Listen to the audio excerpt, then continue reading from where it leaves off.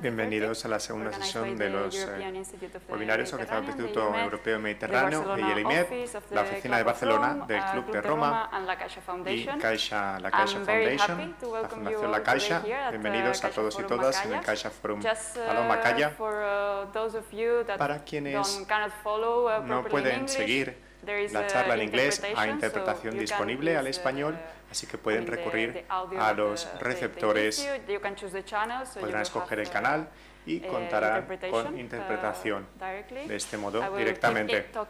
Seguiré hablando en inglés porque nuestro ponente de hoy no habla español, entonces haremos todo en inglés, pero espero que puedan seguirme correctamente. Gracias a la interpretación, soy Marta Castillo, soy periodista y actualmente trabajo en Revolve, un grupo de comunicación con sede en Barcelona y en Bruselas, y nos centramos en la comunicación en materia de la sostenibilidad. Desde la oficina de Barcelona lideramos una iniciativa WASH, que pretende reunir a diferentes partes interesadas, periodistas, investigadores, responsables políticos, para garantizar una comunicación fiable y con impacto en materia de los retos hídricos.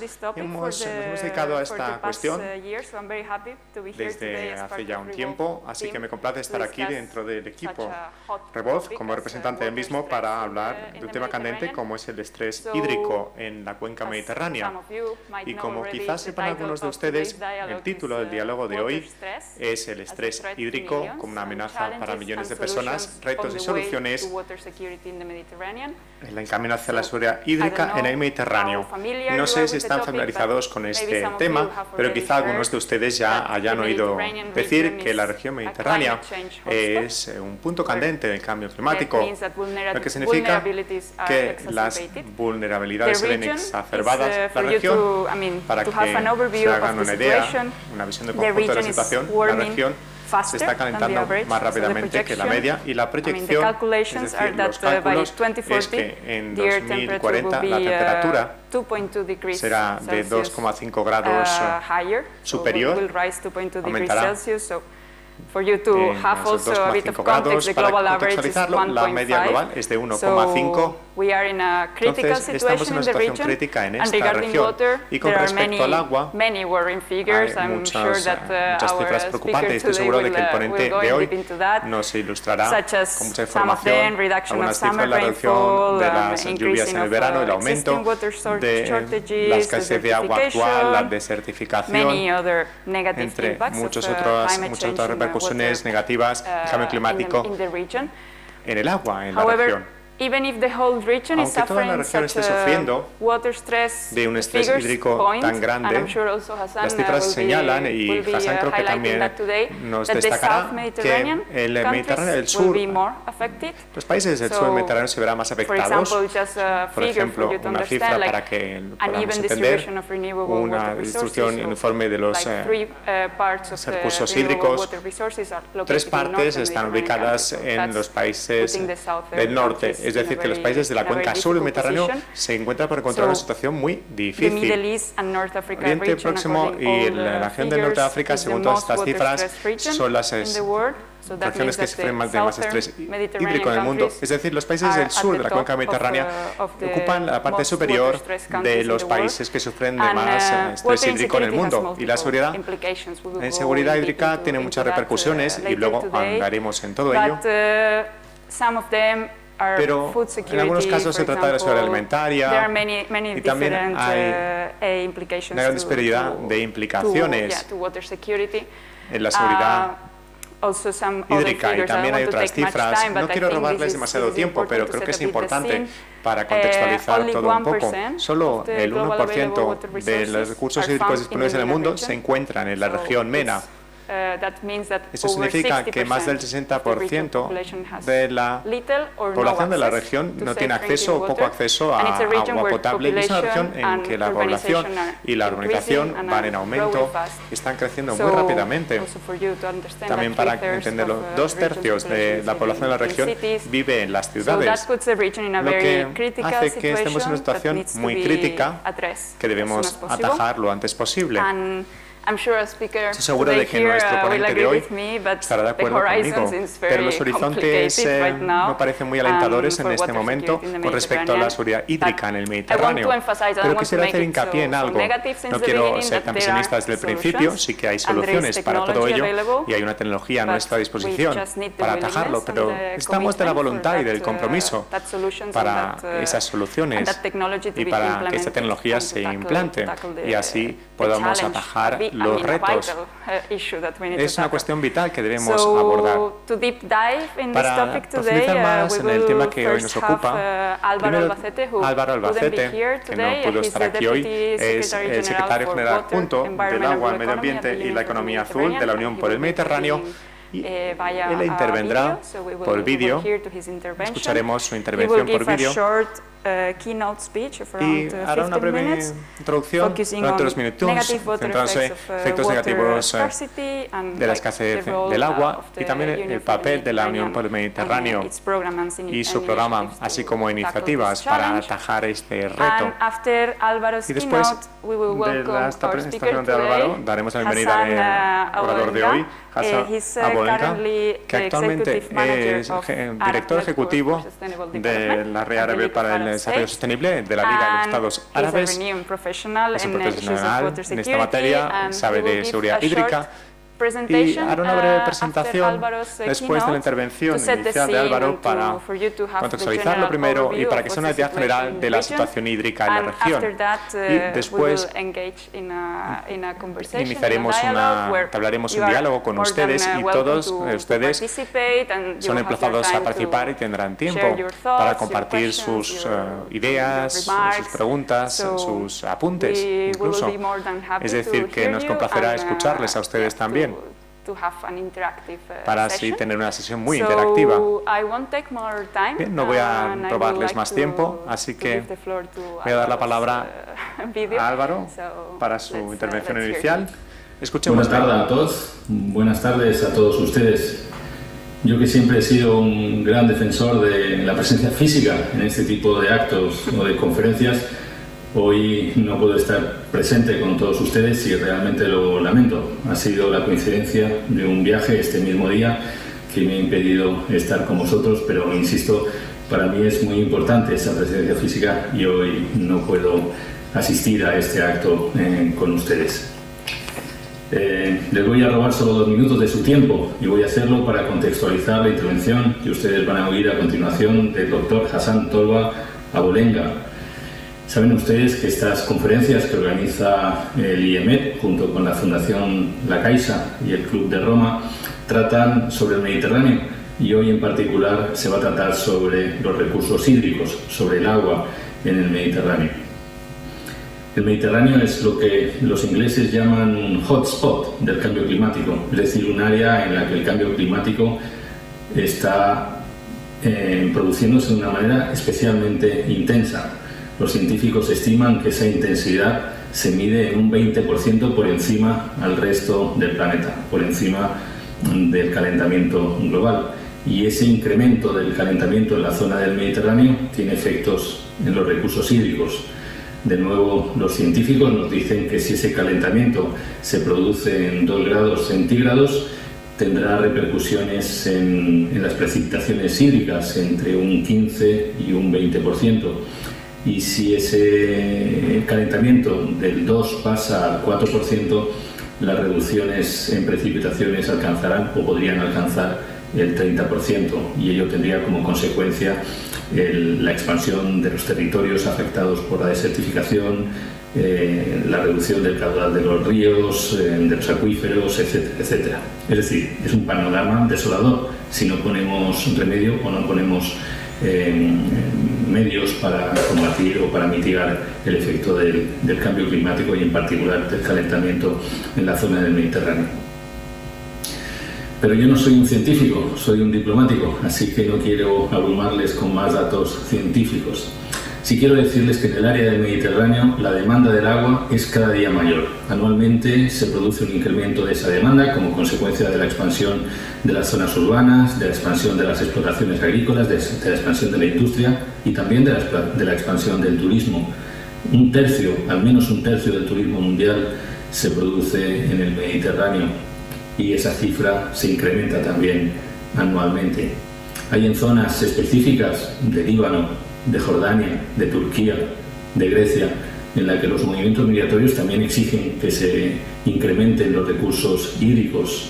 Los campos de refugiados en estas zonas multiplican por 50, por 100, a veces por 200 las necesidades hídricas de áreas puntuales. Y también a eso hay que dar respuesta. Pero les decía que yo no soy científico, sino que soy diplomático, y nuestra labor primordial como diplomático es poner en común, perdonen, me están llamando, es poner en común el trabajo que hacen los diversos estados en el área del Mediterráneo. Y en eso estamos trabajando, le llamamos la iniciativa de diplomacia científica. Si parte de la solución al problema del cambio climático en el Mediterráneo pasa por la ciencia y por la aplicación de la ciencia a través de la innovación, debemos entre todos intentar cooperar, poner en común los resultados científicos que obtenemos, y a eso nos dedicamos en la Unión por el Mediterráneo. Intentamos sumar fuerzas entre todos los Estados miembros.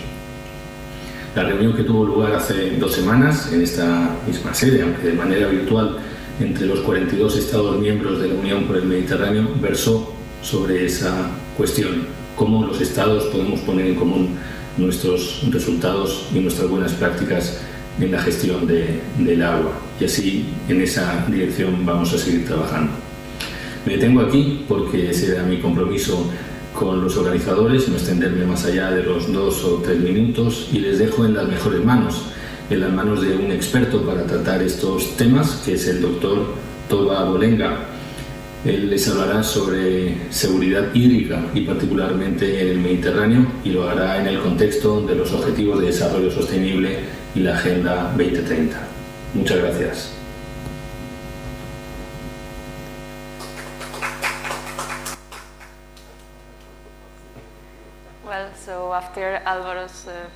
Tras la presentación de Álvaro, doy la palabra a Hassan, que, como decía,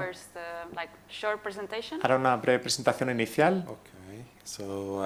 Muchísimas gracias al Instituto Europeo del Mediterráneo por la invitación y por darme la oportunidad de hablar aquí. Muchísimas gracias también a todos los que están aquí hoy para hablar de unos temas importantes que afrontamos en la actualidad. Se trata de la seguridad hídrica. Gracias también a Álvaro por la presentación sobre los retos que estamos afrontando en el Mediterráneo. Y ahora, para presentar un poco lo que está ocurriendo por lo que se refiere a la seguridad hídrica en el Mediterráneo, no se trata de ser pesimista o optimista, se trata de ser realista más bien sobre lo que está ocurriendo en la actualidad y lo que debemos hacer para conseguir la seguridad hídrica en el Mediterráneo. Bien, mi ponencia versará sobre los retos, sobre las oportunidades, y también versará sobre los nuevos paradigmas que denomino paradigmas para el Mediterráneo para conseguir el desarrollo sostenible y la seguridad hídrica. Con respecto al agua en el Mediterráneo, hemos afrontado un cambio de la presión, a un mayor aumento de la demanda por el crecimiento de la población en el Mediterráneo. Ha llegado a más de 500 millones de personas en Europa. Necesitamos por ello más agua. Además, el cambio climático lleva incertidumbre, por ejemplo, las inundaciones y las sequías. Y todo ello ejerce mayor presión sobre el desarrollo socioeconómico propio y la vulnerabilidad de nuestros recursos hídricos y lo que hemos conseguido en la actualidad.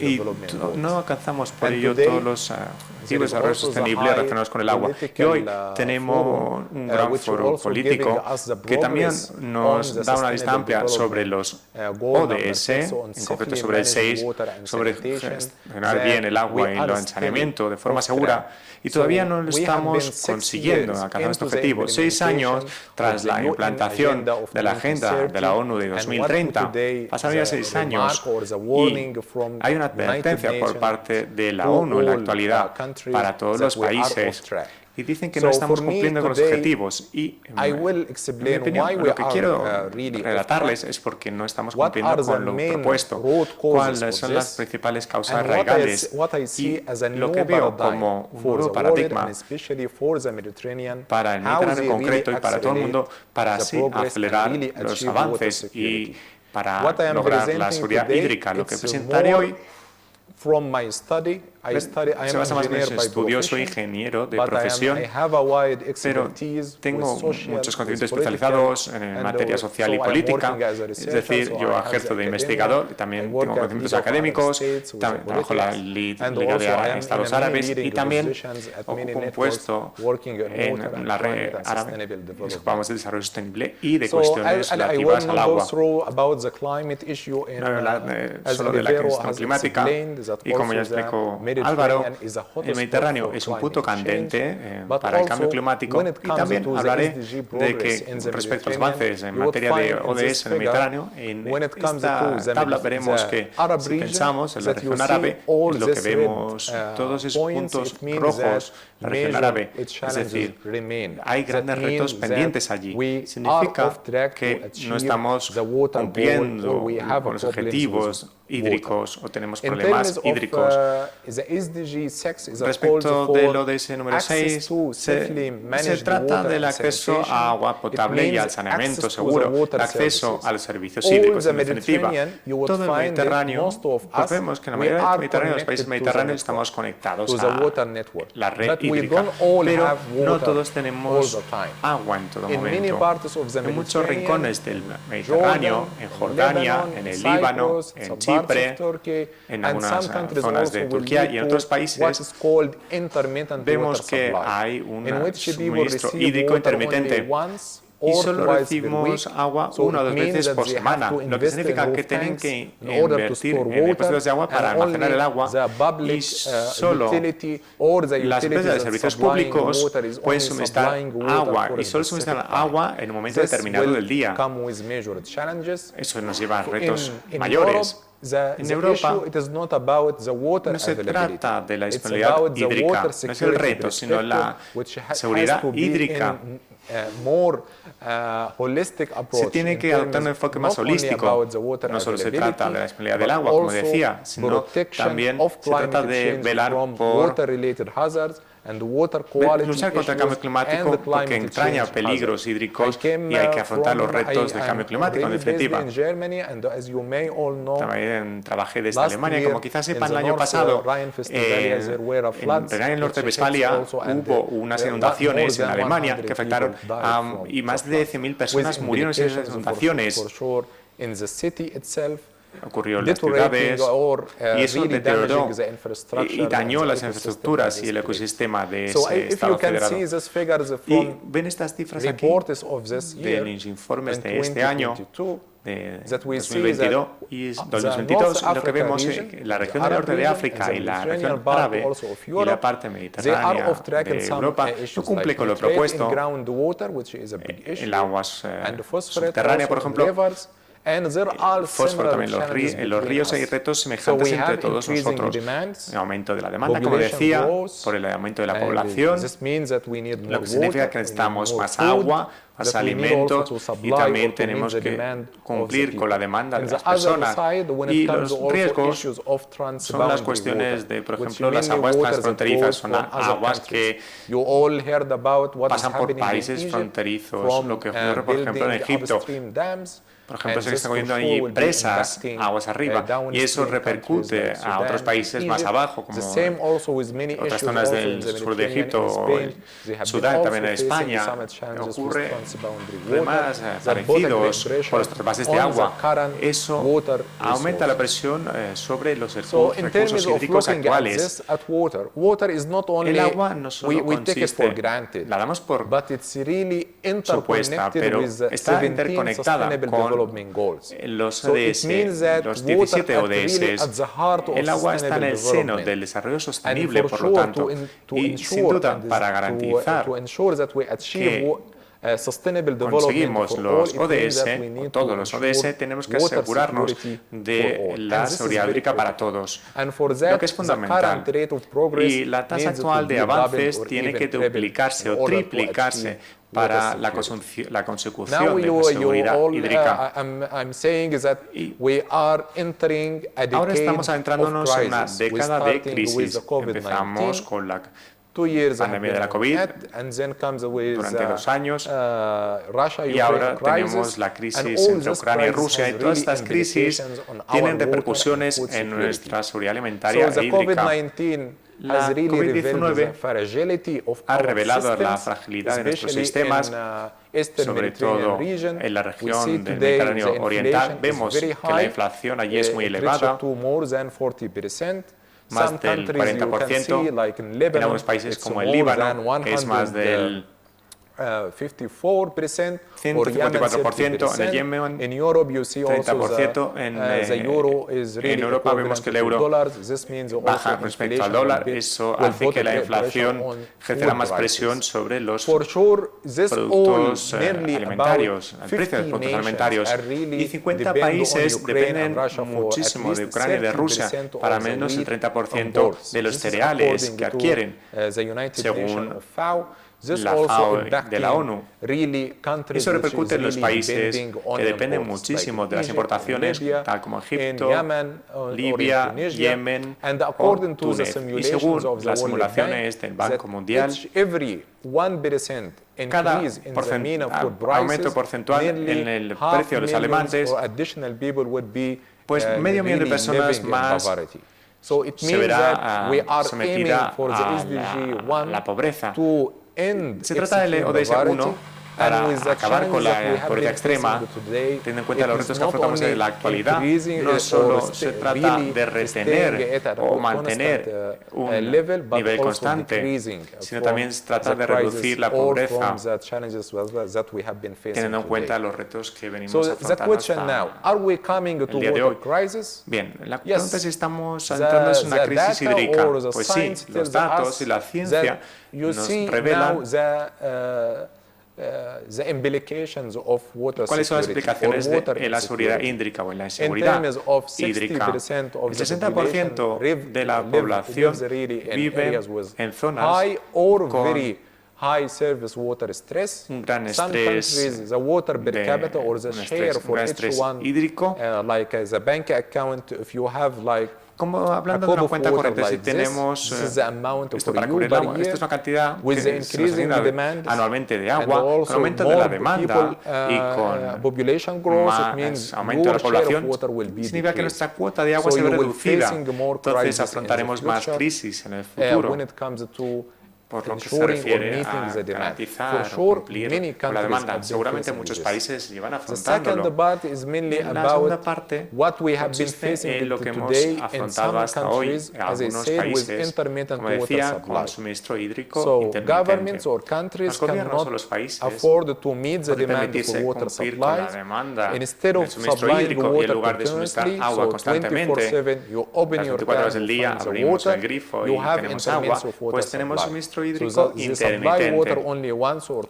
Es decir, solo se suministra agua 1 o 2 veces, llenamos los depósitos de agua de esta manera, pero vemos que en muchos países todos los depósitos subterráneos o en los techos están llenos de agua, en los tejados, porque tienen miedo de que si hay una crisis, por ejemplo, o si ocurre cualquier cosa, o hay una guerra o algo, pues tienen miedo también de quedarse sin agua. Y estas personas correrían problemas con el agua, por la falta de suministro. 180 millones de personas en el Mediterráneo se ven afectados por la pobreza hídrica. Se trata de escasez o pobreza hídrica. Y está vinculada con todo lo que nos rodea. Está relacionada con la inmigración. Vemos personas que no tienen acceso a una agua y un saneamiento gestionados correctamente, que han afrontado los retos del cambio climático, como las inundaciones o las sequías derivadas, y no hay un ecosistema para que estas personas vivan en esas zonas. Entonces se tienen que desplazar de esas zonas y hemos visto en los últimos años cómo ha habido flujos migratorios hacia el Mediterráneo. Todo tiene un gran impacto. Y también se trata de las aguas transfronterizas o las aguas que vienen del exterior. El 60% o 2/3 de nuestra agua en el norte de África viene de fuera de esa región y llega al 95%. La mayoría del agua, por ejemplo, en el caso de Egipto, la mayoría del agua de Egipto viene de fuera de esa región. Hasta el 95%, y para ellos seguramente es una cuestión de vida o muerte. Y para ellos tiene implicación no solo para el agua potable, sino también para los agricultores y otros usuarios de ese agua. Todo esto tiene implicaciones en nuestras vidas cotidianas. Esto es lo que hemos estado afrontando hasta ahora. Con respecto a las finanzas, ¿tenemos el dinero o las finanzas necesarias para garantizar una gestión hídrica segura, seguridad hídrica para todos? Pues bien, teniendo en cuenta la Agenda 2030 de la ONU, vemos que necesitamos de 4 o 6 veces más de la inversión actual para garantizar la seguridad hídrica. Y actualmente la estimación del Banco Mundial apunta a que solo invertimos el 15% de lo que se necesita, de las inversiones necesarias, finanzas necesarias, lo que significa que necesitamos un nuevo paradigma para la consecución de la seguridad hídrica desde el punto de vista financiero. Necesitamos más financiación, nuevos recursos. El modelo actual de financiación no nos permitirá la consecución de los ODS. Esto se ve a menudo en las zonas urbanas debido a la rotación. Vemos que se dan estos retos respecto a la calidad del agua. Las personas van a esos camiones de agua para tener agua. El agua no potable es un riesgo en muchas zonas y luego también sabemos lo que pasa con las inundaciones, todo el Mediterráneo, las sequías y también el alto nivel de pérdidas hídricas. Antes de que el agua nos llegue, hay infraestructuras muy deterioradas por donde pasa el agua. Hay fugas en las redes, fugas de agua, y eso tiene repercusiones en las pérdidas hídricas, que puede llegar hasta el 40 o 50% de algunos países. Ahí se pierde su agua potable. Vamos a continuar. Hablando del agua, no solo se trata de los proveedores de agua, las empresas de servicios públicos. Con respecto al suministro hídrico, vemos que hay un segundo nivel, conectando el agua al ecosistema y a la ciudad. Y el tercer nivel se trata de conectar las ciudades conectadas a toda esa cuenca de agua. Hemos visto la gestión de recursos hídricos, vemos que se encuentra en una espiral descendiente. Aumenta la urbanización, entonces hay una mayor demanda hídrica y tenemos que expandir la red y su capacidad, y seguramente hay un suministro de agua inadecuado. Las emisiones son un privilegio. Hay corrupción, hay conflictos derivados, menos predisposición a suministrar agua en todo momento, o hay más problemas, más fugas de agua en la red, eso aumenta los niveles altos de agua no contabilizada. Quiero decir, es, por ejemplo, si pensamos en el dinero, se pierde agua, no se contabiliza, y hay pérdidas físicas por el deterioro de las infraestructuras, hay fugas de agua, o problemas financieros en materia de facturación. This is an intermittent water supply. This is the causes for it. I will come just for some issues about what I said about non-renewable water. You see that this water that has been produced but lost before it reaches the customer. You see this is a typical example. This figure.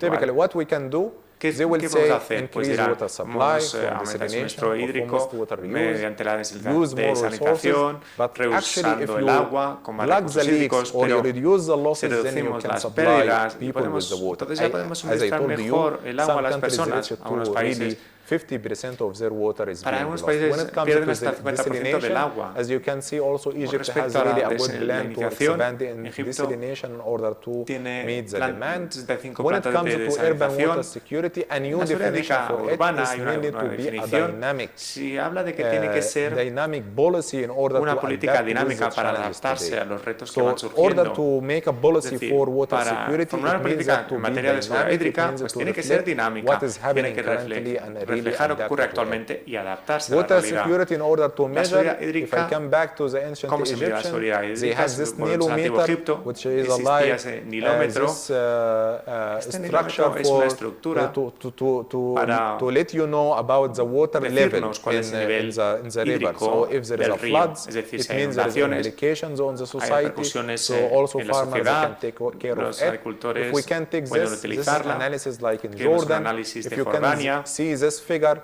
it means from 1 to 5, 1 este is really gráfico poor del 1 a water 5, security, 1 and es una mala 5 is seguridad high hídrica, el water 5 es una security. elevada seguridad You hídrica. find many challenges Vemos que hay with muchos this retos derivados. red bullets. Vemos This is estos also in puntos Lebanon, rojos. so for that we need Esto es del really a Líbano, new paradigm y por eso in the necesitamos way un we nuevo manage, paradigma in the way en la we gestión finance, hídrica, in en the la way we gestión hídrica cooperate with each y other, and the way we design la our manera en la que policies. colaboramos So y this is the formulamos 5 nuestras I's políticas. that we should Aquí go vemos to work los 5 on puntos que in deberíamos terms of abordar integration, en materia de innovation, integración, innovación, infrastructure, information and the infraestructuras, institutions información to y all las working instituciones. together toward it. And decir, for sure we tenemos que cannot colaborar para alcanzar like con forget nuestro the role objetivo of digital conjunto. transformation. And now for Estamos the en new tratar de la transformación technologies and digital, innovation, pensando en las nuevas in order tecnologías y to las implement innovaciones. this would be Para su using it implementación as se an trata instrument, de recurrir a las tecnologías interconnecting como un all instrumento, stakeholders interconectando and the todas las systems partes together, interesadas y and sistemas, also engaging with y también society and interactuando con la sociedad y con with los them ciudadanos in, the management para for gestionar them. So what a todo key message correctamente. for this, and this Los would mensajes be principales the cuáles last son, y slide, esta es la is última mainly diapositiva, about pues the se trata proactive la acceleration. It aceleración means for proactiva, proactive, significa the P represent to look at the priorities que of tenemos the que ver las region, prioridades de las regiones resilience, respectivas, la opportunities, resiliencia, las adaptive oportunidades, solutions, soluciones coherence of the adaptativas, policies, la because coherencia de las water is not a políticas, sector, porque el agua no es it's un a solo connector sector, that es connects un conector all que policies conecta and todas las all políticas and all users, so y a we todos los need a usuarios. coherent Entonces policy necesitamos una política for this. coherente para todo ello. As I told you, I'm Y como les also iba the diciendo, executive manager también soy el of director the Arab ejecutivo Network de for la Red Sustainable Árabe para el Development. Desarrollo We are Sostenible. currently working with Actualmente World Bank estamos with colaborando the con el Banco initiative Mundial, also to present at the una next iniciativa para presentar en la próxima COP27 a new COP27 knowledge portal un for nuevo climate change con unos to inform conocimientos decision contra el cambio maker climático para about fundamentar the las challenges decisiones and de also los the responsables opportunities políticos to achieve para afrontar los climate retos y change. aprovechar las And this is very oportunidades crucial a fin de combatir even el cambio for the climático. region Es to fundamental ensure para la water región security para and garantizar la sustainable seguridad development. hídrica So y el desarrollo the sostenible. network, the Arab Y la Network for red Sustainable árabe para el Development desarrollo is open to sostenible all. está abierta a todos y todas, pueden utilizar este código QR o incluso pueden acudir a la página web si desean registrarse. Está abierta a todas las partes interesadas en los distintos niveles, desde responsables políticos a diferentes partes interesadas. Bien, pues muchas gracias por la atención y quedo a su disposición para responder sus posibles preguntas. Gracias. Thank you, Hassan. Gracias, Hassan. It's been very insightful, and we have now a lot of things to discuss. Compartir muchas reflexiones y todavía muchas cosas que debatir. As we have seen with your Como hemos visto presentation, con su there are many ponencia, challenges hay muchos retos to que tackle. abordar, There are many things that muchas can be done to cosas address, que se pueden this hacer topic. para abordar But esta I would like cuestión. Pero to start me gustaría deep diving a bit empezar more in the ahondando new un paradigma poquito en el nuevo paradigma que presentó, pero será de una manera muy concisa. Quisiera que contara un par de cosas más. Presentó un nuevo paradigma para el futuro del agua y destacó, entre otras cosas, destacó que debemos cambiar la forma en que financiamos el agua. ¿Qué quiere decir con todo ello? También comparto la cifra de lo que invertimos en el agua en todo el mundo. Creo que presento esa cifra mundial, pero ¿qué quiere decir más al detalle? ¿Qué es lo que deberíamos cambiar? Hay dos puntos más críticos que debemos abordar con respecto al nuevo paradigma, la forma en la que gestionamos el agua, es decir, que pasemos de este sistema lineal de usar y desechar, se utiliza el agua una vez y se desecha, y al hacerlo, el 80% de nuestra agua residual llega al medio ambiente totalmente sin reaprovecharla.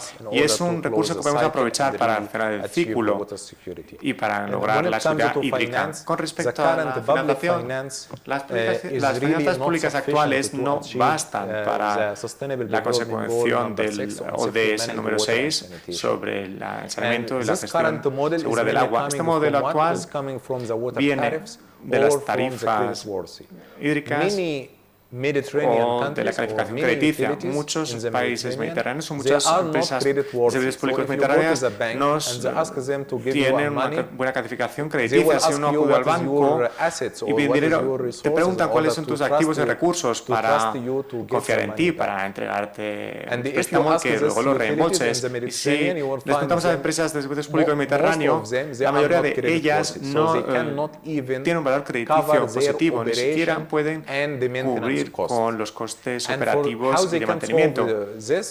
¿Cómo se puede resolver? Pues hay una necesidad de nuevas fuentes de financiación con finanzas comerciales y las finanzas públicas son insuficientes, se gestionan mal y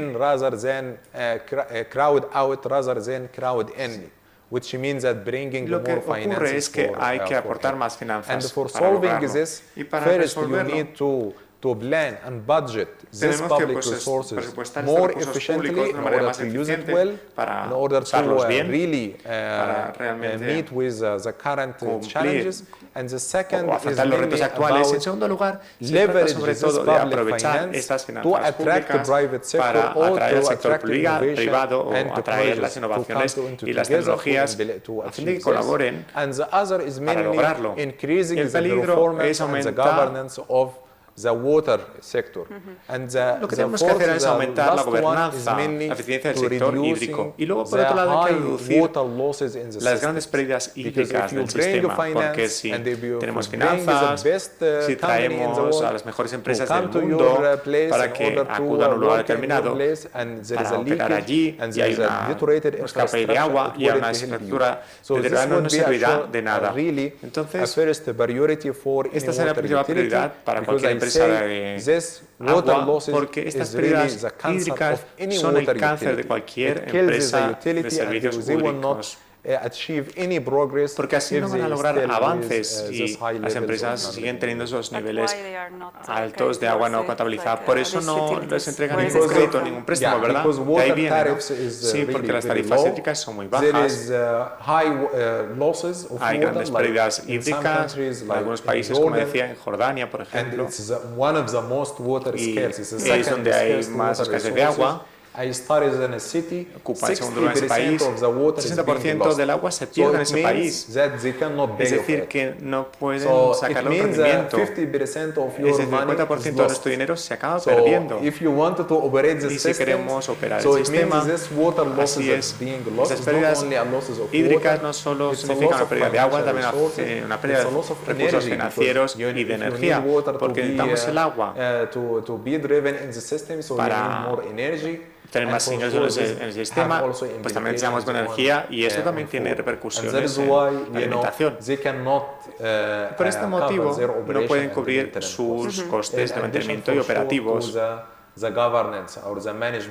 Y eso afecta a los gobiernos o que gestionan los recursos, que tienen que encontrar unas maneras de afrontarlo, porque si aumenta la tarifa hídrica, pero no mejoramos el servicio, entonces eso perjudica a las personas y eso tendría repercusiones sociales. Pero claro, tenemos que mejorar el servicio y demostrar que hay avances con respecto a los servicios prestados y que las personas se percaten de ello. Las personas están dispuestas a pagar más, las personas están más predispuestas a pagar si obtienen un agua de buena calidad, claro, todos los días. Por supuesto. Y otra de las cosas de este nuevo paradigma que presentó es la cooperación, de aumentar la cooperación entre los actores de toda la región.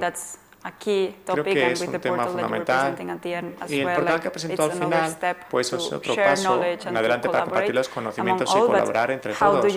Pero ¿cómo visualiza esas maneras de colaborar, esas nuevas formas de colaboración que nos están dando en la actualidad. Para garantizar la seguridad hídrica y el desarrollo sostenible, la cooperación es fundamental a escala nacional, porque tenemos los ministerios, el Ministerio del Agua, el Ministerio de la Agricultura o el de la Energía, y están trabajando en silos. Las políticas que han estado formulando, por ejemplo, en la agricultura dicen, por ejemplo, voy a hacer que una zona se aproveche mucho para la agricultura y luego plantan un diseño para ello, invierten también, y luego el Ministerio del Agua llega y dice, por ejemplo, ¿cómo vamos a suministrar ese agua? Tenemos unos recursos hídricos limitados y eso es muy habitual en muchos países. Entonces es necesario que haya políticas coherentes, sobre todo en materia del agua. El agua no es un sector y se debería... Bueno, los ministerios del agua tienen que estar conectados con todos los ministerios, por ejemplo, los ministerios de finanzas, porque ahí no se actúa en el sector del agua y se tiene que anteponer el agua a todas las prioridades para que así haya una voluntad política detrás a fin de invertir en el agua en general. Y también la otra cara de estas implicaciones con respecto a la comunicación, se trata de la cuenca, hablamos del Mediterráneo y el agua también cubre circula por muchos países, no solo por aquí, y por eso es necesaria la cooperación entre ellos. Por ejemplo, en el caso de Egipto, vemos que hay unos conflictos que llevan ya allí una década que no se han resuelto. Y lo mismo es válido para España. En España también se ha afrontado algo parecido con los problemas con los ríos. En muchos países hay muchos ríos con problemas, y con el aumento de la demanda y con el cambio climático significa que eso ejerce más presión sobre los recursos hídricos, se necesita por ello más agua, y los países que no empiezan a pedir agua o un mejor uso del agua ayer, pues lo siguen pidiendo ahora, porque ahora ha aumentado más la demanda de agua. Y por eso la cooperación debería ser incluso entre distintas instituciones, con diferentes trasfondos, como el mundo académico, con los responsables políticos y los profesionales. Todos deberían colaborar para aportar estas soluciones. Evidentemente, regionalmente, como ya dijo Álvaro, la agenda del agua de la Unión Europea no es una agenda del agua solo para los ministerios del agua, también se trata de los ministerios de finanzas, también se trata de los demás ministerios que deben reunirse para garantizar que formulen sus políticas, ten en cuenta el agua, porque no podemos tener una estrategia muy bonita que no se puede alcanzar porque hay falta de finanzas o de recursos, lo que es muy habitual cuando trabajamos en silos, en las estrategias, ¿no? Cuando cada ministerio emprende un rumbo y no encuentran un punto en común, dadas las cifras compartidas, estamos en una situación bastante crítica y realmente tenemos que emprender acciones. Creo que que ocurrirá en breve, creo que habrá esa cooperación en breve y que ese nuevo paradigma tendrá lugar en los próximos 5 años. Es decir, en un futuro inminente, creo que hay muchas ofertas de colaboración, pero con la crisis que hemos afrontado, me refiero a la COVID-19 y también la guerra en Ucrania, o la crisis entre Rusia y Ucrania, también los países han cambiado como ven el agua, ¿no? O la seguridad hídrica y alimentaria. Durante la COVID-19, cada país quería protegerse a sí mismo frente a la COVID. Con sus propios recursos, algunos países, por ejemplo, los países que dependen mucho del suministro alimentario, entonces no querían exportar sus alimentos incluso, porque no sabían lo que iba a ocurrir en el futuro. Tienen que garantizar el agua y los alimentos, garantizar la seguridad alimentaria de los propios países. Y por lo que se refiere a la seguridad alimentaria hídrica, cada país o cualquier país no puede lograrlo por sí solo, porque tenemos repercusiones como en España, ¿no? Por ejemplo, dependen del algodón aquí y requiere mucha agua, por ejemplo, en Egipto, pero hoy no nos podemos permitir cultivar algo de nuestros países porque es una agricultura intensa y hay otras personas que necesitan esta agua y tenemos que cooperar con esos países. Y la mayoría de estos países han afrontado el reto de encontrar un marco para la cooperación. Saben cuáles son los retos, pero tienen miedo del futuro y ahora hemos visto la inflación y el aumento de los precios de los alimentos. Todos los países serán muy conservadores y rigurosos en la importación de los alimentos. Y también hemos presenciado en muchos países en los últimos años que ha habido un cambio en el sistema alimentario o el uso agrícola. Entonces, por ejemplo, como dependen de alimentos importantes, evitan que se exporten. Por ejemplo, en Egipto hemos visto que se ha limitado los usos agrícolas del arroz porque requiere mucho uso de agua, sobre todo en el delta. Todas estas medidas han repercutido muchísimo en los países y lo que quisiera afirmar es que la seguridad hídrica es una cuestión de seguridad nacional, porque tenemos una crisis hídrica desolar a toda la región. Hasta los árabes necesitan agua y alimentos y hay ejemplos muy habituales que se dan en todo el mundo. Sí, yo también quería preguntarle sobre esta cuestión precisamente. Then we are in the right moment, I would say, no, to make this happen, because we have seen the challenges, they are not in the future, they are not in 50 years, we have seen it's really here, not being able to import food because no podemos it's too importar alimentos porque resultan demasiado caros, lo hemos visto en algunos países de Oriente Próximo, por ejemplo, que no pueden producir tanto como desea consumir la población porque no tienen suficiente agua. Estamos viendo que ya se está dando, no es una situación futura. Es decir, que deberíamos ser capaces de actuar desde ya. Sí, pero también deberíamos ser optimistas porque hay algunas soluciones de las que disponemos actualmente. Por ejemplo, la innovación, la transformación digital sería todo un avance para el sector. Es decir, tener un monitoreo en tiempo real de nuestros sistemas y también proyectar los retos que podríamos equipar, los retos que podríamos afrontar en el futuro para estar más preparados antes de que ocurran. Hay ciudades que quieren llegar al nivel cero, hay ciudades que quizá lleguen al nivel cero de disponibilidad de agua. Y por eso tenemos que dedicarnos a la transformación digital, a la gobernanza y a la gestión de los recursos hídricos y adoptar un enfoque holístico para garantizar la seguridad hídrica en los países. Y lo positivo en nuestra región mediterránea es la juventud. Y las nuevas generaciones son conscientes de los retos del cambio climático y de la cuestión hídrica, no como la generación anterior, porque afrontaron los retos, están afrontando los retos actualmente. Y con el cambio climático, pensando en la COP27, pues esta es la primera generación que está pidiendo que haya una acción climática. Son los jóvenes precisamente los que lo están pidiendo. Y tenemos que ser optimistas de que las generaciones más jóvenes serán capaces de liderar esta transición, pero tenemos que empoderarlos para ello, a fin de que tengan la oportunidad de llevarlo a la práctica. Estoy totalmente de acuerdo con usted. Not to be so negative, as I said at the beginning as well. Like, of course, the horizon is very dark right now. Like, everything is pointing to a bad situation. But we know that there is this technology, there are solutions that can be implemented, and we need that willingness.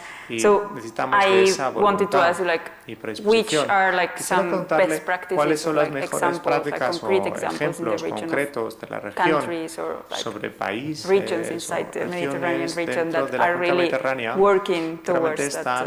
I mean, that they are in the right path, let's say. Están aprendiendo el rumbo correcto. I think there are many efforts when we are looking at water security at different levels. I could say that Spain is really leading the Mediterranean and even the world in digital transformation because they are really more advanced in many other están más avanzados que muchos otros países aquí y realmente incluso podemos aprender de España en materia de transformación digital y se puede transferir a otros países. Y el otro ejemplo que podemos ver es que se está cambiando el paradigma relativo al aumento de la calificación crediticia de las empresas del agua, implicando al sector. Está ocurriendo en Europa de una forma positiva. Y también en el Mediterráneo, en Europa, existe un marco hídrico y una alianza de cooperación en materia de agua, pero hay algunos retos con respecto a la calidad del agua, sobre todo el agua de los ritos, para esas aguas transfronterizas. Y también tenemos la cuestión del cambio climático. El norte de África y todo el Mediterráneo tienen que aunar los esfuerzos para combatir el cambio climático y luego lo que deberían hacer es adquirir los conocimientos para atajarlo, porque lo que hemos visto es que muchos políticos, muchos legisladores no son conscientes de la importancia de abordar el cambio climático porque está correlacionado con el desarrollo sostenible.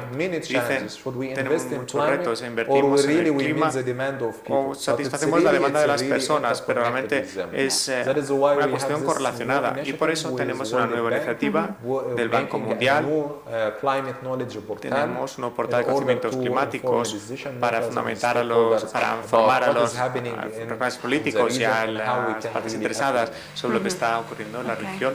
Y cómo pueden actuar. I was also thinking on the case of Jordan, for example, like as Jordania, it's always pointed as the siempre se best, destaca a good case on like fighting la lucha, ¿no? Una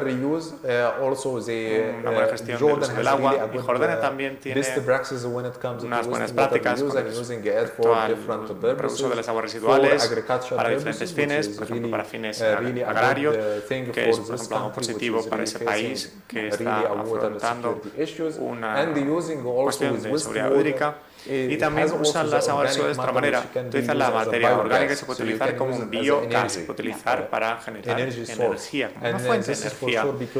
Y sin duda, Jordania tiene un problema energético, entonces esto respalda el sistema de electricidad o la seguridad energética del agua. Hay otros países de la región que no están en ese rumbo. Como expuse anteriormente, cuando vimos las cifras, hay muchos retos y muchas soluciones. Hay muchas soluciones, pero también tenemos que tener la mentalidad correcta para lograrlo. Si, por ejemplo, si uno apoya una nueva fuente, apuesta por una nueva fuente, lo que ocurre es que una nueva fuente de agua se puede acabar perdiendo si estamos en agua. Habrá un círculo vicioso en algunas ocasiones. Y en cuanto al uso de aguas residuales, digo, por ejemplo, ahora voy a utilizar las aguas residuales para la agricultura.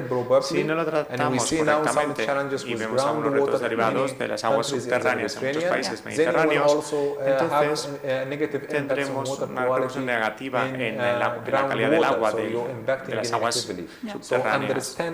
Hay que entender las compensaciones y necesitamos una solución integrada. Esa es la manera que tienen de avanzar. Un punto crítico para cualquier país a fin de reducir sus niveles de pérdidas hídricas y a fin de mejorar la gestión de los recursos hídricos Los gobiernos necesitan la voluntad política para lograrlo y para anteponer el agua a todo. Y después también, como ya decíamos, hay que tener en cuenta el agua en todas las ocasiones, pensando en la manera en la que financiamos y gestionamos el agua o en la manera en la que colaboramos. Realmente tenemos que colaborar porque las acciones colectivas para la construcción de la seguridad hídrica es la manera de avanzar en la región para garantizar la seguridad hídrica para todos. Y la legislación, me imagino, porque tenemos el problema del reuso hídrico, tenemos que garantizar la calidad del agua. Sí. Es verdad. También hay algunos ejemplos del uso de aguas residuales. Tenemos que colaborar con las comunidades porque si le digo, por ejemplo, que si va a beber agua reciclada, pues no querrán, pero si confía en la seguridad del agua y está ocurriendo ya en muchos países, entonces pueden tratar el agua residual y alcanzar el máximo nivel de agua potable según las normas de la OMS, de la OMS. Para eso se requiere la confianza por parte del gobierno y lograr alcanzar un pacto entre las sociedades. La tecnología existe, sí, existe, pero tenemos que trabajarlo más. No sé si hay alguna pregunta por parte del público. Sí, adelante. Por lo visto hay una pregunta por allá. So we can start opening the conversation. Vamos a empezar a entablar la conversación. Soy Pep Soler, arquitecto, miembro del Colegio de Arquitectos de aquí de Barcelona, y os quiero alertar una anécdota que creo que pondremos un poco de ilusión a este estrés hidráulico. Este año a Barcelona nos han dado un premio sobre la conservación de las torres del agua de la manera que la ciudad ha ido conservando estos suministros de agua para la ciudadanía. A raíz de este premio, el Colegio de Arquitectos hizo una serie de jornadas sobre el patrimonio del agua. Dentro del patrimonio del agua me tocó defender una tesis sobre la hidratación de la ciudad, en el sentido de que para hidratar la ciudad partíamos de tres conceptos.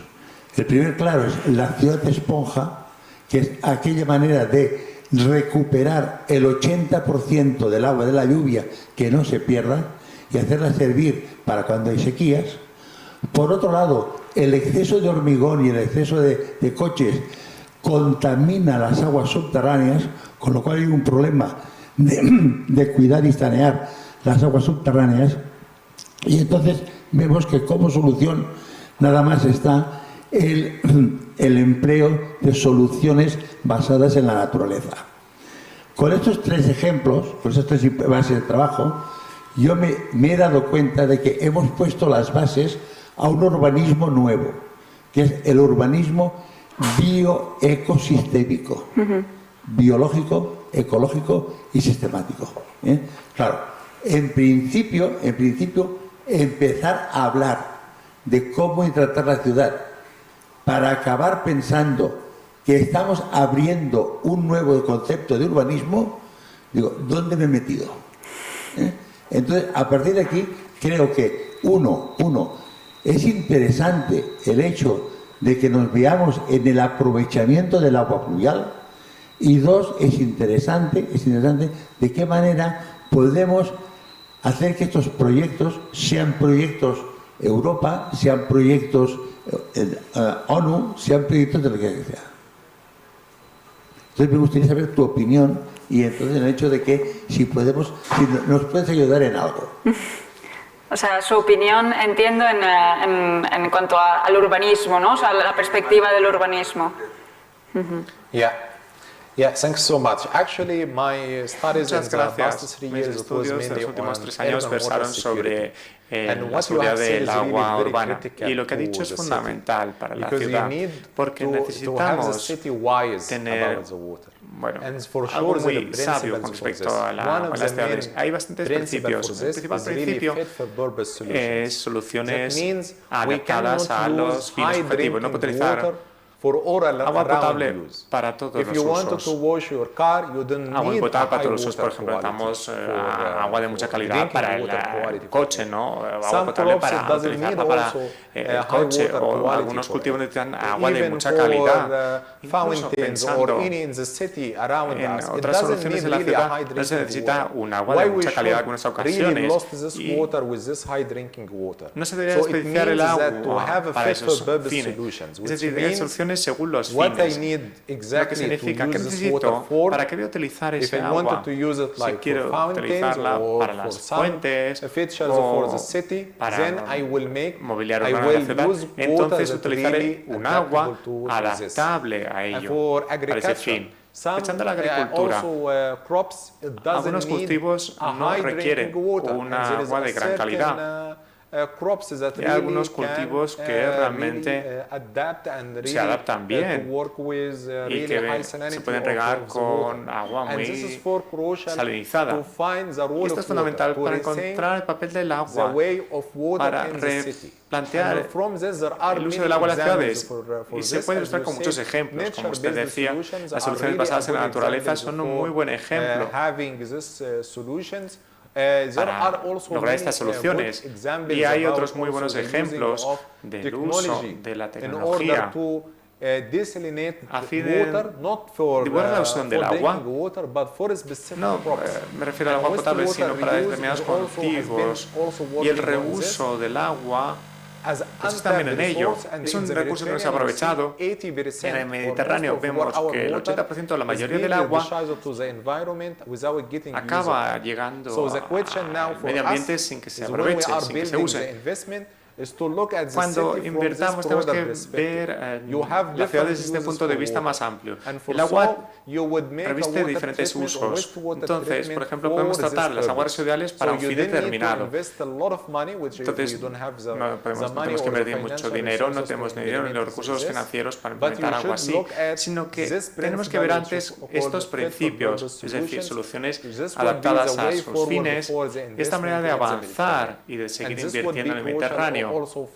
Y también será fundamental para innovar desde las instituciones, desde el mundo académico o desde las jóvenes organizaciones que se dedican a estas cuestiones. Y otro punto que también mencionó sobre la legislación.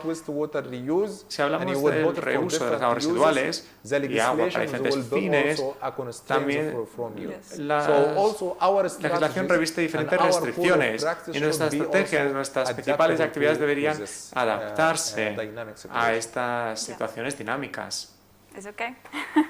Sí, de acuerdo.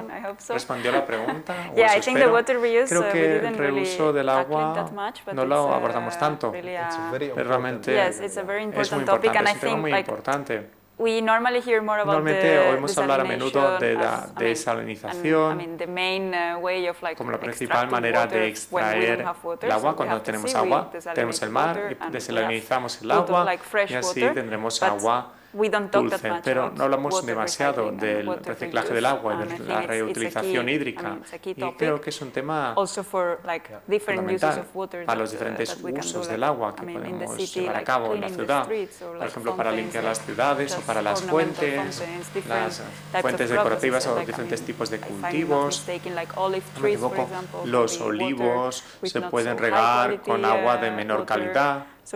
I think it's a key topic. Creo que es un tema fundamental. I will take the turn now, so I wanted to ask you as well because desalination is quiero preguntarle algo. La desalinización es fundamental a veces porque requiere mucha electricidad.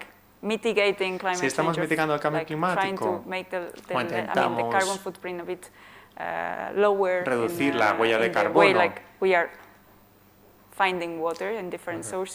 al sacar el agua de diferentes fuentes, pues la desalinización no parece precisamente la mejor manera de hacerlo. ¿Qué opina al respecto? ¿Cree que la desalinización debería ser la manera de extraer el agua o encontrar agua en nuevas fuentes, o deberíamos centrarnos en otras cosas? Bien.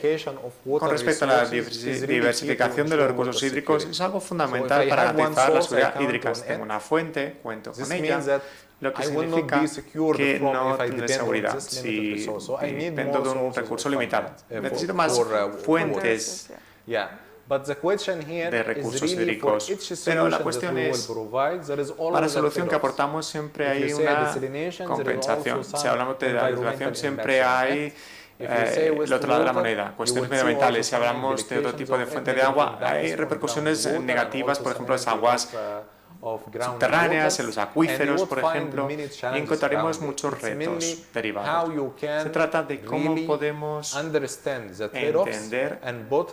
los inconvenientes y cómo tratamos una estrategia a fin de diversificar los recursos hídricos.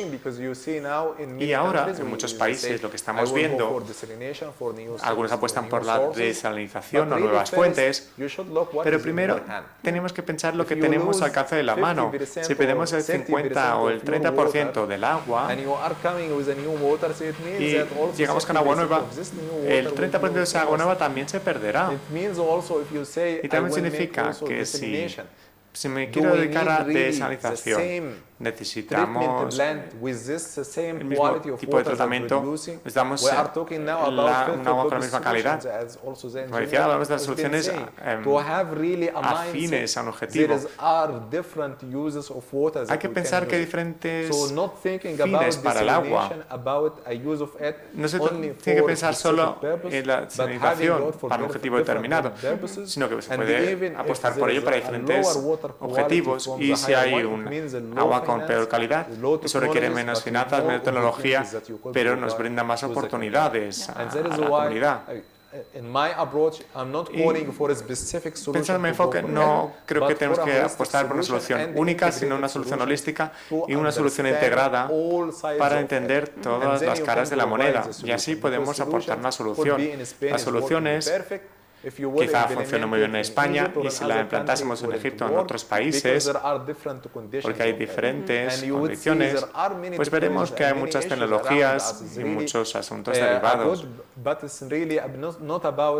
Pero no se trata de compartir solo las mejores prácticas, sino también que hay que compartir soluciones afines para un determinado país a fin de implementar sus respectivas soluciones. Por lo que está contándonos, realmente recomienda resolver el problema de agua no facturada o contabilizada. Parece ser que es algo fundamental. Sí, porque es desolador. Vemos que ocurre en el Mediterráneo, vemos que hay países con escasez de agua y tenemos agua a disposición y se pierde, se acaba perdiendo, y pedimos aumentar las tarifas hídricas para aumentar las finanzas. Las personas están recibiendo todo el agua que realmente se está produciendo, pero la situación, el agua no facturado que se pierde, ¿ocurre en todas las cuencas del Mediterráneo o hay mucha variedad? Creo que España ha avanzado muchísimo con respecto a la reducción de esta pérdida hídrica, y también gracias a la transformación digital, las herramientas digitales para detectar los escapes de agua, y también gracias a la inteligencia artificial y a las tecnologías pueden detectar un escape de agua antes de que ocurra.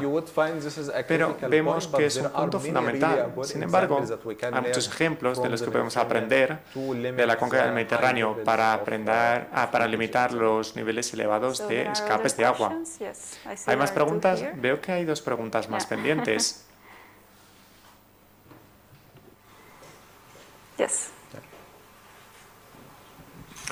Sí.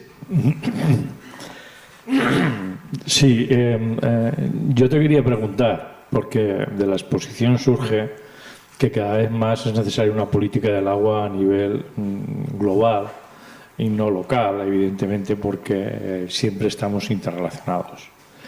Y por tanto, igual que en su día se generaron los derechos de emisiones de CO2, algún tipo de política de este nivel, a nivel global, sí es necesario. Y con esto me recuerdo de un cultivo, antes hablabas del algodón, pero si no recuerdo mal, casi todas las empresas árabes han invertido en Aragón, en las plantaciones de alfalfa, para exportar alfalfa a través del puerto de Tarragona, que alimenta a los caballos puras sangres, y de alguna manera es una huella hídrica que se está trasladando de un país a otro. La reflexión que te quería plantear va también en otro nivel, ¿no? La huella hídrica está en el aire, son las nubes. La huella hídrica está en el suelo, son los ríos, son los mares, y la huella hídrica también está en el subsuelo. Parece que ya hay soluciones de siembra de nubes en algunos países con el componente ético que antes comentábamos con Jaume, que pueda tener de implicación, de la misma manera que está el retener aguas en río arriba, que pueda permitir el no uso abajo.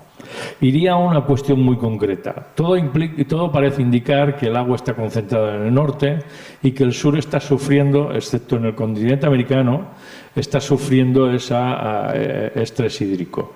¿No parece adecuado empezar a tener una política de trasvases y no solamente en superficie, sino en freático para alimentar las cuencas del sur? Esta es la pregunta, y la otra es la de la tasa de agua o uso del agua, ¿no? Gracias. What is the question about the tariff use? La segunda pregunta. Sí. La primera es el CO2 agua, si algún tipo de legislación de cuota o tasa impositiva que genere el trasvase de agua entre países o la huella global del agua y que por tanto compense ese uso de agua. Y la segunda es la posibilidad de trasvases no solamente en superficie sino en freático para alimentar los acuíferos del sur. Okay, I will try from myself because the interpretation doesn't seem, but what I understand is intentaré responder. Las políticas que tenemos en la actualidad realmente tienen que ser dinámicas, porque si hablamos con el Ministerio, desarrolla una política a largo plazo, para los próximos 20 o 10 años, pero realmente lo que afrontamos en la actualidad no es lineal con las estrategias que tenemos. Entonces necesitamos una estrategia dinámica para realmente afrontar los riesgos posibles con respecto a la huella hídrica. Dependerá de cada país, tienen que ver cuál es su huella hídrica en su país, tienen que ver qué cultivos les suponen una gran productividad o un gran rendimiento para ellos, y así pueden decidir invertir, porque hay dos grandes inconvenientes que afrontan los países. No distinguen entre la seguridad alimentaria y la suficiencia alimentaria. Es decir, tener una suficiencia alimentaria absoluta es imposible, nadie puede lograrlo, pero podemos conseguir la seguridad alimentaria, como decía usted mismo, pensando en los sistemas en los que operamos, y podemos ver lo que se puede hacer para garantizar esa seguridad alimentaria. Y para ello, pues también habrá implicaciones de todo ello. En algunos países, en Jordania, hablamos de Jordania, ¿no? Está utilizando el tomate. La mayoría de las veces los agricultores lo hacen para cultivar los tomates de su país y luego se exportan. Pero claro, es un cultivo que requiere mucha agua. Y si les pedimos o cuando les preguntamos que cambien el tipo de cultivo o que apuesten por otro cultivo, los agricultores no están de acuerdo. Y es un problema muy problemático. Y por eso tenemos que concienciar a la comunidad y tenemos que compartir los conocimientos, y también los institutos como el Instituto Europeo del Mediterráneo tiene que concienciar para que todos los ciudadanos lo comprendan y todas las partes interesadas lo comprendan, para que se conciencien sobre los retos y las implicaciones de lo que se hace. Y vemos que hay ejemplos muy buenos, pero también tenemos que cambiar culturalmente, porque llevamos haciéndolo mucho tiempo. Por ejemplo, en concreto en España o en Egipto, están acostumbrados a cultivar el algodón. Y parecía que era lo correcto que debíamos hacer. Lo que hemos estado haciendo en Egipto es limitar la agricultura de algodón. y si pensamos en los cultivos en el país para garantizar la seguridad alimentaria y pensando en los demás países vecinos, pues vemos que el Mediterráneo no lo está haciendo bien. Pero si los países colaboran entre ellos y muestran una voluntad política afrontando los retos, lo podrán lograr si realmente se lo propone. La otra pregunta sobre las tarifas, creo que estaba preguntando cuáles son los impuestos, los mercados de carbono para el agua. Creo que venía de preguntar algo así. Pues bueno, sería manera de avanzar pensando en la huella de carbono. Hay un estudio de 5 ciudades de todo el mundo sobre las emisiones de gas de efecto invernadero en el sistema hídrico. Y si tenemos las emisiones de gas de efecto invernadero de todas las partes del sistema, por ejemplo, el suministro hídrico, las bombas, el tratamiento, la distribución y las aguas residuales, el tratamiento de las mismas, todo eso tiene implicaciones en las emisiones de carbono y de gases de efecto invernadero. Si consiguiésemos que la empresa de servicios públicos o la ciudad dijera, aquí tenemos las emisiones y vamos a establecer un objetivo para las emisiones, estaría bien, porque entonces no podemos gestionar lo que no se mide y lo tienen que medir. Y es fundamental para atajar la huella de carbono. Primero tenemos que medir cuántas emisiones tenemos desde el sistema hídrico y desde toda la ciudad. Y así podemos definir las mejores maneras. Por ejemplo, pensando en la COP27 y el cambio climático no han tenido éxito. ¿Y por qué? Porque realmente no tienen un objetivo claro, no tienen una visión clara de cómo pueden avanzar. Y es fundamental. Si, por ejemplo, uno dice, voy a mitigar el cambio climático,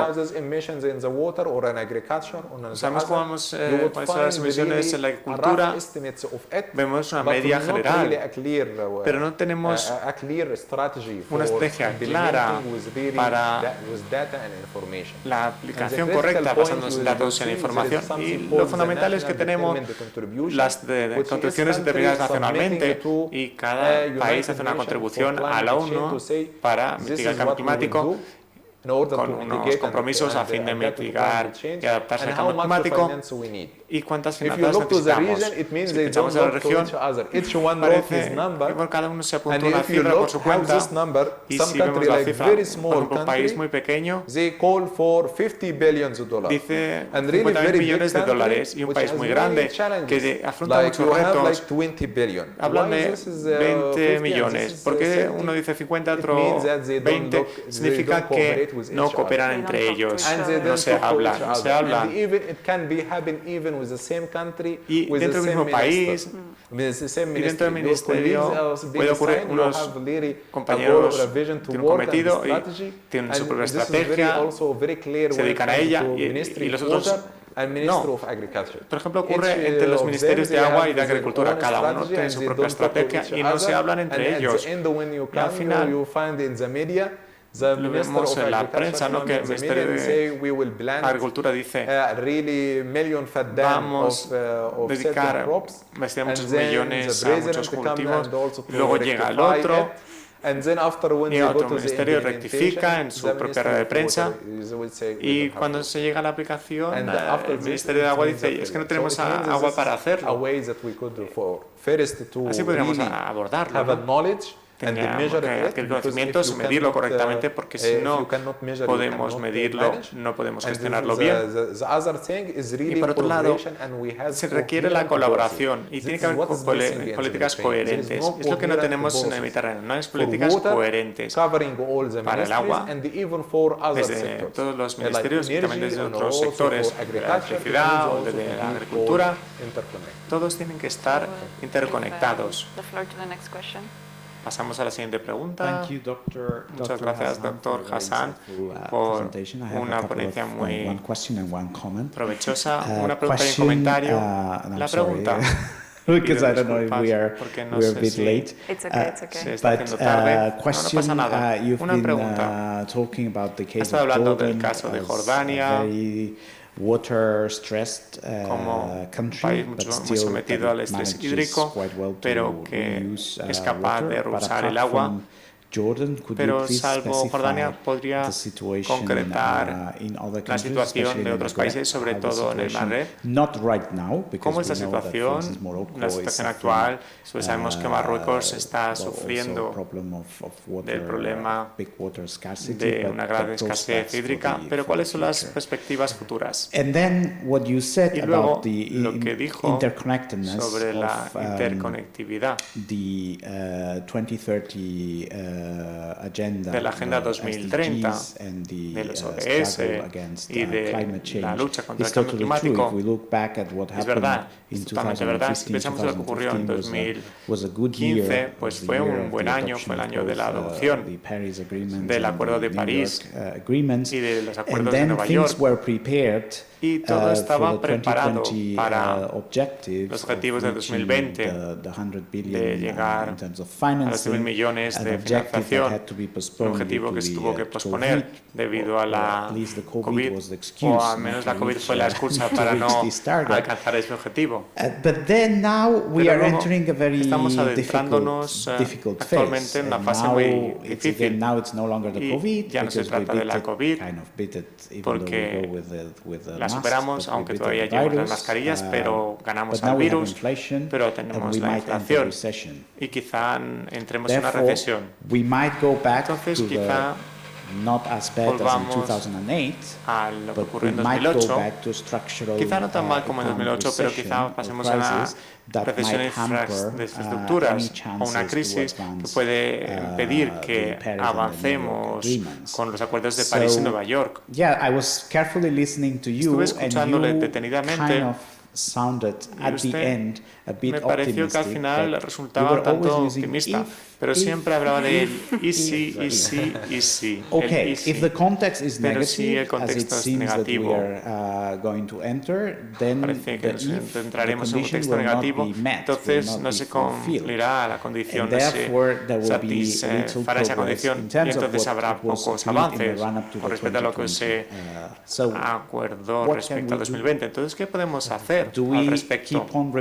Vamos a seguir repitiendo el easy, condicionante, o como decía la moderadora, deberíamos empezar a aprender acciones reales. Creo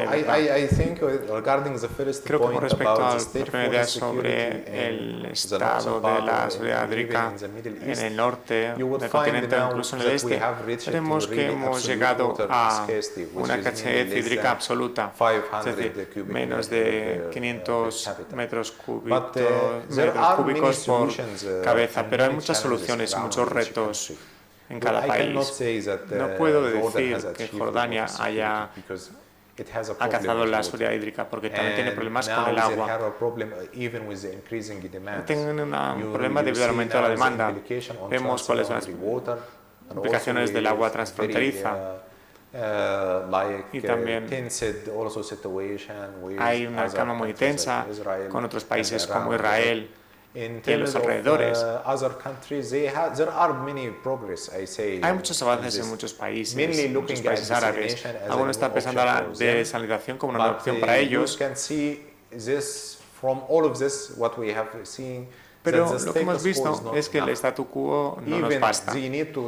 No solo tienen que duplicar y robar los esfuerzos, solamente tienen que multiplicar mucho más sus esfuerzos, pero para lograrlo tenemos que cambiar la manera en la que operamos por completo, y por eso pido un nuevo paradigma. Sacaron un informe sobre el marco de aceleración con las respectivas soluciones, pero ¿se podrá llevar a la práctica? No. ¿Por qué no definieron cuánto cuesta implantar este tipo de solución? ¿Qué es lo que necesitamos hacer exactamente en cada país? Porque tenemos el Acuerdo de París o el ODS, y son cosas muy generales para todos los países, pero no se especifica una solución adaptativa o cuáles son las prioridades de cada país. Por eso, si queremos dedicarnos a ello y queremos atajarlo, tenemos que hacer las suposiciones correctas. Y se trata de si seguiremos tratando los retos hoy, mañana y pasado mañana. Ayer hablamos de la crisis económica y de muchos retos. Actualmente decimos que tenemos corona y mañana otra cosa por la crisis entre Ucrania y Rusia. Y mañana no sabemos lo que ocurrirá. Y por eso estamos pidiendo que haya un nuevo paradigma para enfocar las cosas. No se trata de aumentar la desalinización o las fuentes hídricas, no. Estoy pidiendo un nuevo paradigma para cambiar la forma en la que gestionamos el agua. Ahora vemos que hay ejemplos muy claros de cualquier país. ¿Cómo empezó todo este desarrollo? Tenemos una comunidad que no tiene agua, que no tiene saneamiento. Y lo primero que decidirán o que dirán es, con el primer proyecto vamos a apostar por el suministro hídrico, porque las personas necesitan acceso al agua. Y se olvidan del saneamiento, porque eso es una parte del ciclo hídrico. Y como veíamos con las cifras de antes, 4,2 mil millones de personas no tienen acceso al saneamiento. 4.200 millones de personas y 2.400 millones de personas no tienen acceso a un agua segura. Es decir, que hay una gran brecha para alcanzar el buen saneamiento, porque los bancos de desarrollo, o cualesquiera donantes, o incluso los propios países, primero compran el suministro hídrico y se olvidan de la parte del saneamiento. ¿Por qué? Pues bien, si lo miraran holísticamente y tuvieran una política coherente, si queremos garantizarlo, porque esta vinculación del cambio climático y las emisiones de gases de efecto invernadero, pues todo está correlacionado y también vemos las repercusiones en la seguridad pública, porque si echamos aguas residuales en el entorno tiene implicaciones y por eso para los donantes y los países les pido que miren integraciones integradas. ¿Por dónde podemos empezar? Cada uno de nosotros, o cada socio, o cada parte interesada debería desempeñar su propia labor y colaborar con otras partes interesadas. Y por eso tenemos el ODS de 17 de las alianzas. Nosotros como académicos debemos colaborar a fin de adquirir conocimientos y concienciar a las comunidades y también para que se tomen decisiones fundamentadas por parte de los responsables políticos. Por ejemplo, en materia de cambio climático. Muchos ministerios dicen que invierten en la lucha contra el cambio climático, pero ¿cuáles son los puntos candentes, las zonas vulnerables que deberíamos atajar? ¿Cómo podemos actuar?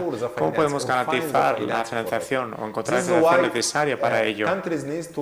Por eso los países tienen que ser lo suficientemente inteligentes para no depender de la situación actual o el enfoque que han adoptado hasta ahora, y tienen que pensar más en la innovación para dejar de actuar como lo han hecho hasta ahora, de esa manera convencional. Pero claro, eso tiene implicaciones políticas y sociales.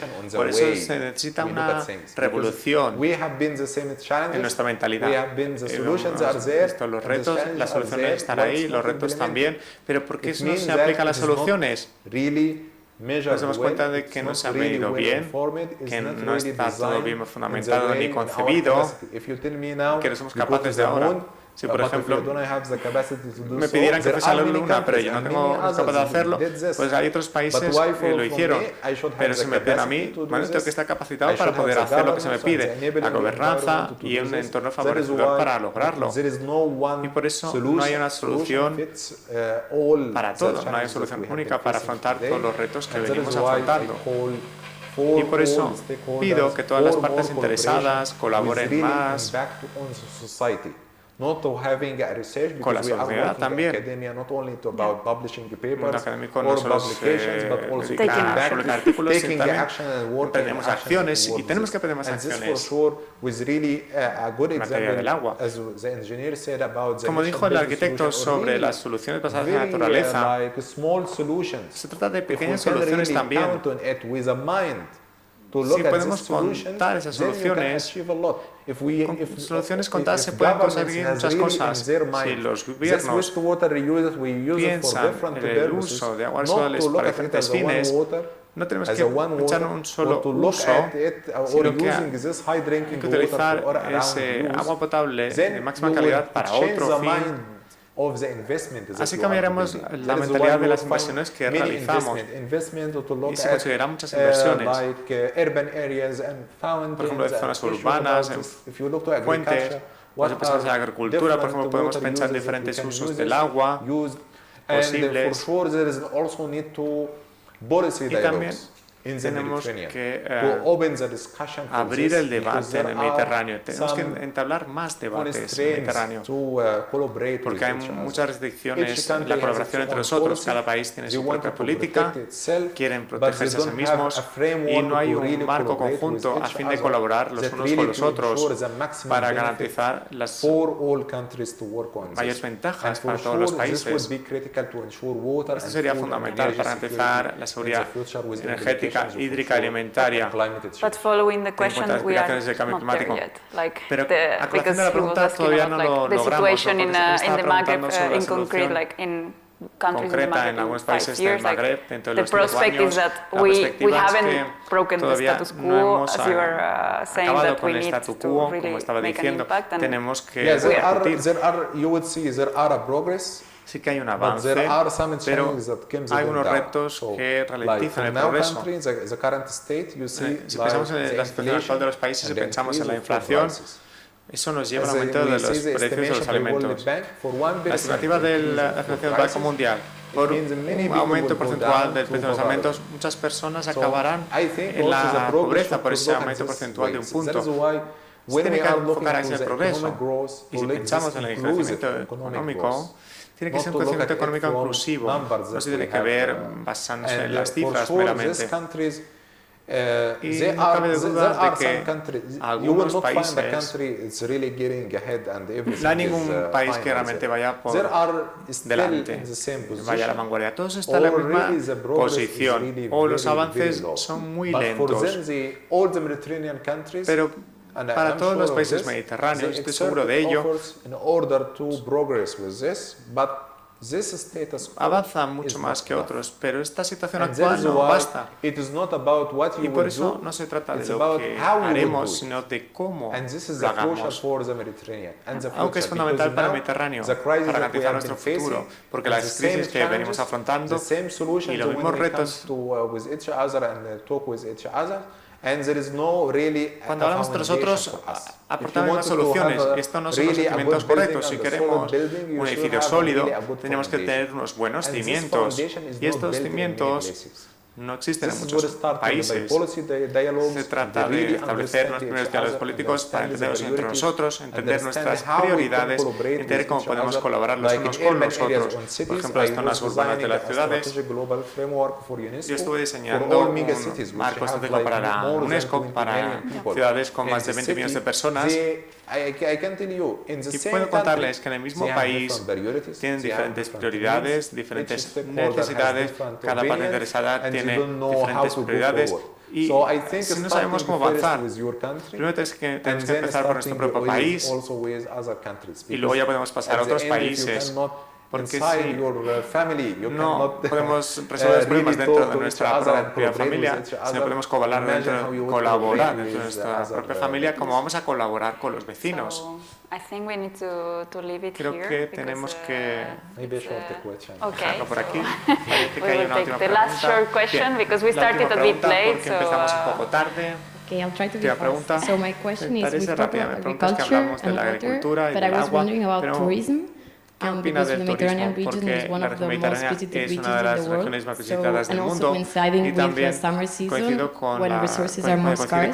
So my question was, I guess these tourists consume a large amount of water, because they use swimming pools, they take long showers because they're on holidays. So my question is like, how can tourism have a positive impact? Is there any initiative that can make tourism more sustainable para que el turismo sea sostenible? Creo que es muy importante porque esto es muy bueno para el país porque supone también un impacto positivo en la economía, pero la otra cara de la moneda es que tiene que haber una gobernanza y unas políticas al respecto. todos los hoteles durante este periodo turístico o en algunas ciudades tienen que adaptarse a ello.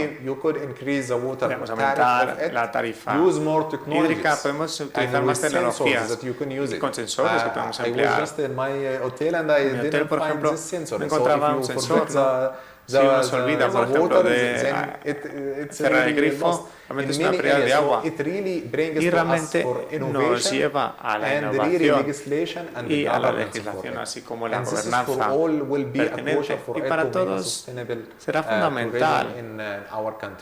Tenemos que conseguir un turismo sostenible en nuestros países. Y es muy importante para países como España, no solo con aumento de la demanda, sino que también tenemos un aumento demográfico. Y lo mismo que ocurre en Jordania. Ocurre allí lo mismo. Dentro del propio país o en los países vecinos vemos que llegan personas de otros países vecinos, entonces se requiere más agua. Tienen que racionar el agua y necesitan más tecnologías para reducir el consumo del agua. Y ahora, en algunas duchas podemos encontrar una tecnología con alta presión y un bajo consumo de agua, y así se conserva más agua y se consume de una manera más eficiente. Es decir, la tecnología y soluciones que ya existen, ¿verdad? Creo que ahora sí, ahora terminamos. Son las 7:40, entonces es momento de terminar. Muchas gracias, Hassan. I could stay here 3 more hours discussing, because I think there are so many things that can be. As you said, water is not a sector, it's something that is really es in all parts of our lives, en todas las partes de nuestra vida. Se puede abordar desde muchos puntos de vista, pero espero que haya sido una conversación muy fructífera y estimulante y que se lleven algunas reflexiones a casa. Muchas gracias, Hassan. Muchas gracias, Marta. Muchas gracias a todos ustedes, sobre el Instituto Europeo del Mediterráneo, y también a todos y todas ustedes por haber estado aquí. Ha sido un verdadero placer para mí estar aquí con ustedes y espero con interés volver a colaborar con ustedes para que el Mediterráneo sea más seguro y sostenible y para tener así un desarrollo hídrico sostenible. Gracias.